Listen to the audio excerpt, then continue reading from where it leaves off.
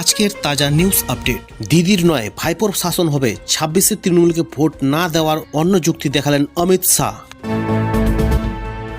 তৃণমূলে যোগ দিয়েছেন হুমায়ুনের জামাই। মাদক মামলায় ডাক পাওয়ার পরই রাজনীতির ময়দানে বাবা ও ছেলে।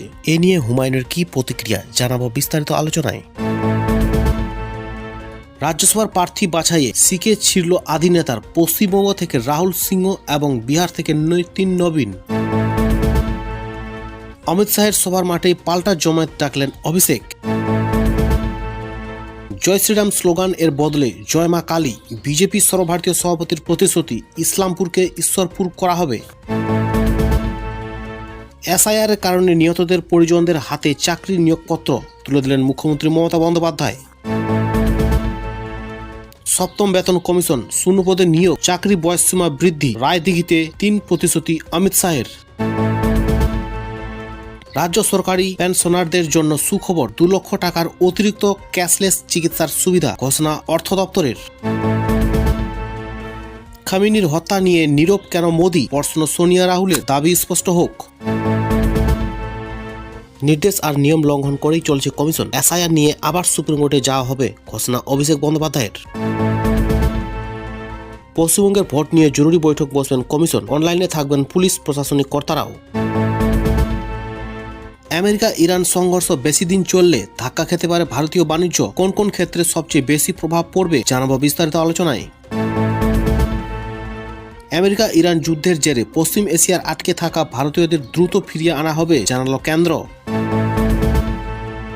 বদনাম করে ফাঁসিতে ঝোলাতে চাইছে, তবে আইনের শাসনে জয়ী হব, তৃণমূলের অভিযোগ খারিজ করল মনোজ আগরওয়ালের দপ্তর। দলের সকালে মুখ্যমন্ত্রী কেন্দ্রে হাজির শুভেন্দু, জমায়েতের সঙ্গে নিয়ে রং মাখলেন, গাইলেন গানও। রাজনীতিতে আসতে চলেছেন নীতিশ কুমারের ছেলে নিশান্ত, বড় দায়িত্বের ইঙ্গিত জেডিইউর। ভারতের সংশোধনাগার সংস্কারে ঐতিহাসিক নির্দেশ সুপ্রিম কোর্টের, 3 মাসের মধ্যে রূপরেখা তৈরি করতে হবে। অন্ধ্রপ্রদেশের একটি আতশবাজি কারখানায় বিস্ফোরণ, পুড়ে গেল কারখানার ছাদ, মৃত অন্তত 20 জন। জ্বালানির অভাব হবে না তো? দেশের আন্তর্জাতিক বিমানবন্দরগুলির কাছে বিশদ তথ্য চাইল কেন্দ্রীয় সংস্থা। ভারতকে সুবিধা পাইয়ে দিতে ইরানের শাসক পরিবর্তনের সক্রিয় ইসরায়েল, অভিযোগ পাকিস্তানি প্রতিরক্ষা মন্ত্রীর। ইরানের বুশেহর বিমানবন্দরে যাত্রীবাহী বিমান ধ্বংস করল ইসরায়েল, হামলা তেহরানের বিমানবন্দরেও। আলোচনা চায় ইরান, দাবি ডোনাল্ড ট্রাম্পের, বললেন বড় দেরি হয়ে গিয়েছে, কি জবাব দিল তেহরান। পশ্চিম এশিয়া নিয়ে অত্যন্ত উদ্বেগ নিউ দিল্লি, শান্তি ফেরাতে আলোচনার ডাক, আরও 2 রাষ্ট্র নেতাকে ফোন মোদির। এদিকে পাক তালিবান সংঘর্ষ গড়ালো 6ষ্ঠ দিনে, পাকিস্তানের হামলায় 42 জন আফগান নাগরিক প্রাণ হারিয়েছে জানালো রাষ্ট্রপুঞ্জ। শনিবার থেকে ইরানে মোট 1700টি জায়গায় হামলা চালিয়েছে মার্কিন সেনা। একদিনে 1200-র বেশি বোমা পড়েছে ইরানে, প্রতিরক্ষা মন্ত্রী ও সেনাপ্রধানের মৃত্যুও স্বীকার করে নিল তেহরান। হামলার আশঙ্কায় প্রায় 700টি ট্যাঙ্কার শিপস আটকে হরমুজ প্রণালীতে টান পড়েছে বিশ্বের তেল ভাণ্ডারে। করাচিতে মার্কিন দূতাবাসের সামনে বিক্ষোভকারীদের উপরে গুলি চালিয়েছিল আমেরিকার মেরিন বাহিনী, দাবি রিপোর্টে। ইরানের নতুন নেতারা আমেরিকার সঙ্গে আলোচনায় বসতে চান, দাবি ট্রাম্পের। যৌথ হামলায় এক ধাক্কায় নিহত 48 জন ইরানি শীর্ষ নেতা, যুদ্ধের সাফল্য ঘোষণা ট্রাম্পের। কেউ এই এলাকা দিয়ে যাতায়াত চেষ্টা করলেই আগুন ধরিয়ে দেব, হরমুজ প্রণালী বন্ধ করে ইরান হুঙ্কার দিল জাহাজের নাবিকদের। ইরানের একটি স্কুলে হামলায় নিহতের সংখ্যা বেড়ে 153 জন, নিহতদের মধ্যে বেশিরভাগই পড়ুয়া। ইরানি হামলায় উদ্বেগ বুর্জ খালিফা নিয়েও, মারণ যুদ্ধে ভাঙতে পারে বিশ্বের সবচেয়ে উঁচু ইমারত। ইরান আমেরিকা যুদ্ধ, ভারতে জ্বালানির চাহিদা পূরণে রাশিয়া থেকে তেল সরবরাহ করতে প্রস্তুত বার্তা মস্কোর। যুদ্ধ বিধ্বস্ত আরব দুনিয়ায় আটকে 90 লাখ ভারতীয়, সফর থামিয়ে দিল্লিতে ফিরে জরুরি বৈঠক মোদির। খামেনির হত্যার প্রতিবাদে উত্তাল কাশ্মীর, শ্রীনগরে রাষ্ট্রসংঘের দপ্তরে বিক্ষোভ, ইন্টারনেট বন্ধ করল প্রশাসন।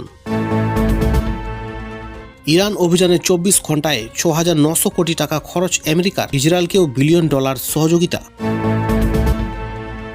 আলোচনার পথ খোলা রাখলেও ইরানে অভিযান চলবে, যুদ্ধ এখনো থামার মধ্যস্থতার রাজি নন ট্রাম্প।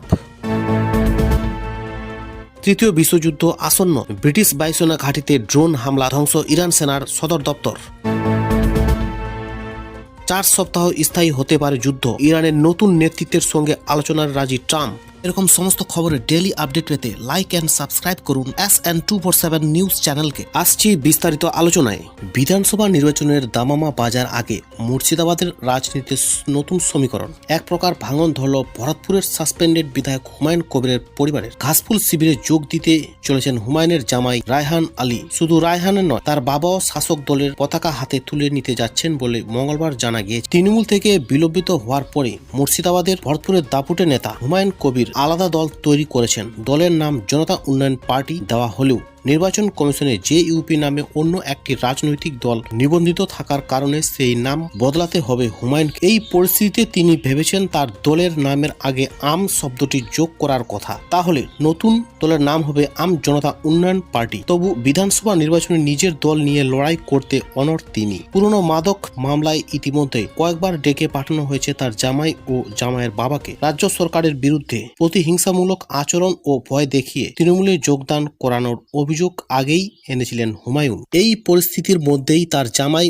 ও জামাইয়ের বাবার তৃণমূলে যোগদানের ঘটনা তাৎপর্যপূর্ণ বলেই মনে করছে রাজনৈতিক মহল। মঙ্গলবার রায়হান নিজেই জানিয়েছেন খুব শীঘ্রই তিনি সক্রিয় রাজনীতিতে পা রাখছেন। তার গন্তব্য হবে তৃণমূলে। সূত্রের খবর, দোল উৎসব মিটে গেলেই রাজ্য নেতৃত্বের উপস্থিতিতে ঘাসফুল শিবিরে উত্তরণী পারবেন রায়হান ও তার বাবা। গুঞ্জন, আসন্ন বিধানসভা নির্বাচনে লালগোলা কেন্দ্র থেকে শাসক দলে প্রার্থী হওয়ার দৌড়েও এগিয়ে যাচ্ছেন তিনি। প্রায় 10 বছর আগে হুমায়ুন কন্যা নাজমা সুলতানার সঙ্গে বিয়ে হয় রায়হানের। আগে হুমায়ুন অভিযোগ করেছিলেন তার জামাইকে মিথ্যা মামলায় ফাঁসানোর ভয় দেখিয়ে দলে টানার চেষ্টা করছে তৃণমূল। এমনকি লালগোলা থেকে রায়হানকে প্রার্থী করার টোপ দেওয়া হয়েছে বলেও সুর চড়িয়েছেন তিনি। তবে মঙ্গলবার রায়হানের বক্তব্যে সেই অভিযোগের তেমন কোনো প্রতিফলন পাওয়া যায়নি। হুমায়ুনের জামাই বলেন, বিজেপির মতো সাম্প্রদায়িক শক্তিকে আটকাতে একমাত্র বিকল্প হলো তৃণমূল। বিজেপি যেহেতু প্রধান শত্রু, তাই তৃণমূলে যোগদানের সিদ্ধান্ত। তার এই সিদ্ধান্তের পরে কি পারিবারিক সম্পর্কের অবনতি ঘটতে পারে? এই প্রসঙ্গে হুমায়ুন বলেন, ব্যক্তি জীবনের সঙ্গে রাজনৈতিক জীবনের কোনো সম্পর্ক নেই, পারিবারিক সম্পর্ক ব্যাহত হবে না। জামাইয়ের তৃণমূলে যোগদান প্রসঙ্গে হুমায়ুনকে প্রশ্ন করা হলে তিনি বলেন, আগে যোগ দিক, তারপর মন্তব্য করব। তবে দীর্ঘদিন ধরে ওদের পরিবারের উপরে পুলিশ দিয়ে চাপ তৈরি করানো হচ্ছিল। এই প্রসঙ্গে মুর্শিদাবাদ সাংগঠনিক জেলা তৃণমূলের সভাপতি বলেন, গণতান্ত্রিক ব্যবস্থায় কোনো রাজনৈতিক দলে যে কেউ যোগ দিলে তাকে শক্তি বৃদ্ধি বলে। রায়হান তৃণমূলে যোগ দিলে অবশ্যই শক্তি বৃদ্ধি হবে। আমেরিকা ইরান সংঘর্ষ দীর্ঘ সময় ধরে চলতে থাকলে প্রভাব পড়তে পারে ভারতের আন্তর্জাতিক বাণিজ্যে। ধাক্কা খেতে পারে সার তৈরির সামগ্রী এবং ভোজ্য তেলের আমদানি।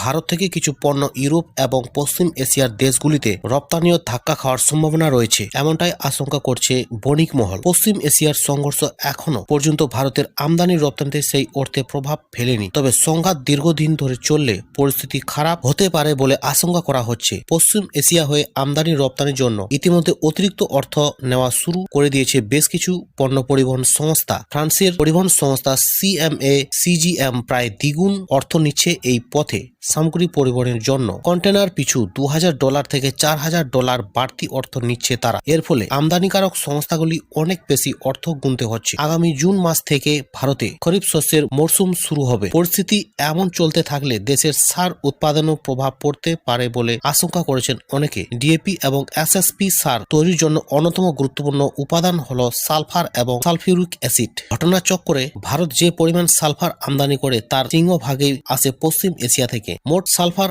আমদানির প্রায় 76% আসে কাতার, সংযুক্ত আরব আমিরশাহী এবং ওমান থেকে। ভারতের সার প্রস্তুতকারী সংস্থাগুলির সংগঠন সেলুবল ফার্টিলাইজার ইন্ডাস্ট্রি অ্যাসোসিয়েশন এর সভাপতি জানায়, সংঘর্ষ চলতে থাকলে ঝুঁকিও বৃদ্ধি পাবে। পণ্য পরিবহন সংস্থাগুলি বিমার উপরে অতিরিক্ত অর্থ নিচ্ছে। এমন পরিস্থিতিতে আমদানির খরচ আরো বৃদ্ধি পাচ্ছে। দেশে প্রতি বছর প্রায় 1,60,00,000 টন ভোজ্য তেল আমদানি হয়। তার মধ্যে সূর্যমুখী তেলই রয়েছে প্রায় 20%। এই সূর্যমুখী তেল মূলত রাশিয়া, ইউক্রেন এবং আর্জেন্টিনা হয়ে ভারতে আসে। সংঘর্ষ দীর্ঘদিন চললে সূর্যমুখী তেল আমদানির উপরও প্রভাব পড়তে পারে। বর্তমানের উত্তেজনার পরিস্থিতিতে পশ্চিম এশিয়ার জলপথ নিরাপদ নয়। ওই অঞ্চলে বিভিন্ন বন্দর বন্ধ হয়ে যাওয়ার ফলে সমুদ্রপথে জাহাজগুলি আটকে পড়বে। তবে এখনো পর্যন্ত সেইভাবে কোনো প্রভাব পড়েনি। তবে এই পরিস্থিতি বেশি দিন চললে সূর্যমুখী তেলের আমদানি বিঘ্নিত হতে পারে, কারণ বিকল্প পথ দিয়ে পণ্য আনতে হবে। পাশাপাশি রপ্তানি ক্ষেত্রেও প্রভাব পড়ার সম্ভাবনা রয়েছে। আরব দুনিয়ায় যুদ্ধ পরিস্থিতির প্রভাব পড়েছে ভারতেও। বহু ভারতীয় নাগরিক আটকে রয়েছে সেখানে। বিস্ফোরণের প্রতি মুহূর্তের প্রাণ হারানোর আশঙ্কা গ্রাস করছে তাদের। পরিস্থিতির গুরুত্ব বুঝে রবিবার রাতেই মন্ত্রিসভার জরুরি বৈঠক সারলেন প্রধানমন্ত্রী Narendra Modi. Iran, America, Israel সাম্প্রতিক সংঘাতের আবহে ভারতের নিরাপত্তা কৌশল এবং বিদেশ নীতি কি হবে তাই ছিল প্রধান আলোচ্য বিষয়। এদিন রাজস্থান, গুজরাট, তামিলনাড়ু, পন্ডিচেরি সফর কাটছাট করে দিল্লিতে পৌঁছান প্রধানমন্ত্রী। এরপরই মন্ত্রিসভার জরুরি বৈঠক ডাকেন প্রতিরক্ষা মন্ত্রী রাজনাথ সিং, স্বরাষ্ট্রমন্ত্রী অমিত শাহ, বিদেশ মন্ত্রী এস জয়শঙ্কর এবং অর্থমন্ত্রী নির্মলা সীতারামের উপস্থিতিতে জরুরি আলোচনা সারেন মোদী। বৈঠকে পরিস্থিতি সম্পর্কে বিস্তারিত জানান সামরিক, কূটনৈতিক ও নিরাপত্তা শীর্ষ আধিকারিকেরা। জাতীয় নিরাপত্তা উপদেষ্টা Ajit Doval, chief of defence staff general Anil Chauhan এবং সরকারের উচ্চপদস্থ আমলারা। সূত্রের খবর, ইরানের সর্বোচ্চ নেতা আয়াতোল্লাহ আলী খামেনির নিহতে আরব দুনিয়ায় যে উত্তেজনা তৈরি হয়েছে তার সম্ভাব্য প্রভাব এবং সেখানে আটকে পড়া ভারতীয়দের নিরাপত্তা সংক্রান্ত বিষয়কেই বৈঠকে গুরুত্ব দেওয়া হয়। বর্তমানে পশ্চিম এশিয়ায় আকাশপথ প্রায় বন্ধ, ফলে দুবাই, দোহা সহ বিভিন্ন বিমান বন্দরে আটকে পড়েছেন বহু ভারতীয়। দেশটির তেলবাহী জাহাজের জন্য গুরুত্বপূর্ণ হরমুজ প্রণালী বন্ধ হয়ে যাওয়ার বাণিজ্য চাপ তৈরি হয়েছে।